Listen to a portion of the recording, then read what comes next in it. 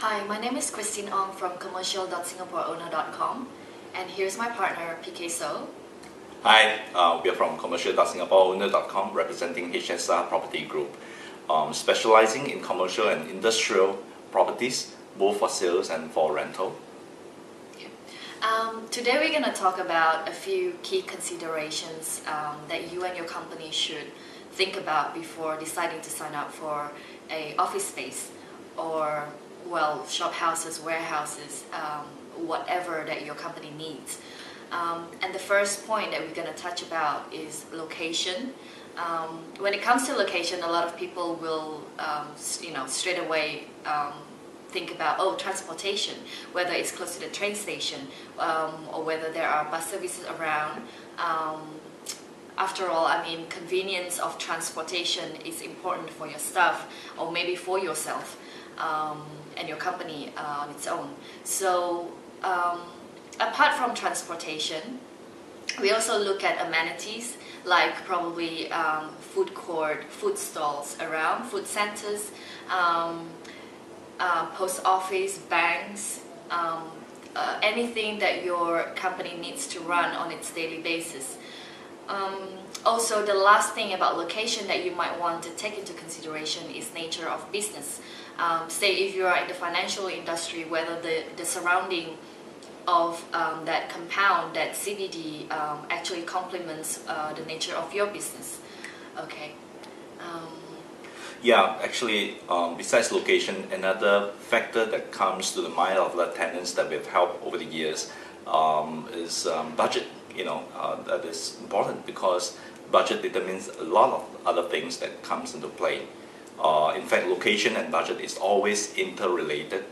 We have come across tenants who would desire to have the best of locations, amenities, transportation services, MRT stations, but sadly, the budget is not sufficient to meet that kind of requirements. So that is why you need to have a very clear idea on what is a company's relocation budget for the new space that you're going into.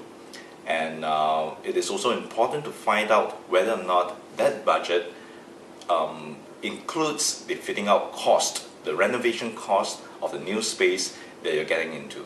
So, obviously if the budget is tight and you know that, you are a little bit more cautious on spending, then I guess you have to compromise a little bit on locations, as what Christine mentioned. Yep. And yeah, speaking of budget, that's why you also need to consider how many employees that you have, your headcounts. Therefore, it determines how big the office space that you need, the size. Maybe for a up to 10 packs kind of office, you probably need about 1,000 square feet kind of office space. So the size that you need directly accounted to the budget that you have. And also the location, of course. If you're looking for a more premium location like the CBD, definitely your size and budget will play a role whether you can secure a place there. Yeah, and I think, Christine, the other important factor that you have to consider really is the timeline. You have to be very clear on the timeline, the schedule of relocation. For example, you need to know when your current lease is expiring. Okay. Now, giving that and work backwards from that expiry date of a current lease with a current landlord. And because the new space that you're getting into, it could be a bare location, bare space, and you need to do some renovation and fit out of the space that you're getting into. So that typically will take you about between 2 weeks to about a month, depending on how large the space it is. So working backwards, you will then know when you will need to confirm a space with the new landlord that you're getting the deal with. So timeline is important, and I guess.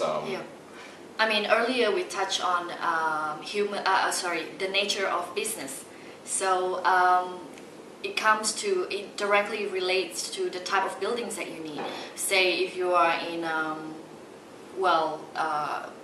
customer service kind of office, then you probably need to reflect that kind of corporate look, and then it also determines the type of building that you're going to be looking at.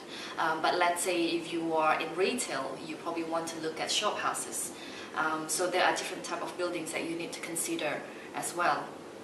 Yeah, and it depends a lot on whether you need a corporate look, as you mentioned, Yeah. and whether you have any walk-in customers or clients, because usually if you are dealing with the back-end process of the company operations, then some companies, they are not so particular about the facade of the buildings, for example. All right, and that sometimes can save you a lot of money in terms of rental. All right.